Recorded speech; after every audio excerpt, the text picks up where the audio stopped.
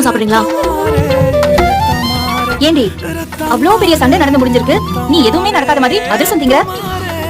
சாப்பிடுறீங்களா? ஏய், ராத்திரி யாராவது இனிப்பு சாப்பிடுவாங்களா? நான் சாப்பிடுறேன்.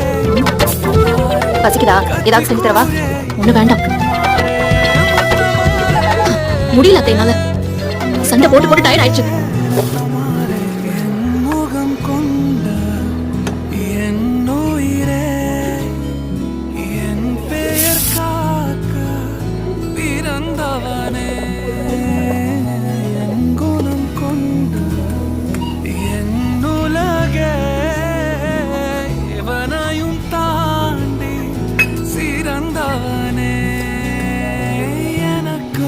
என்னை தொடர்பா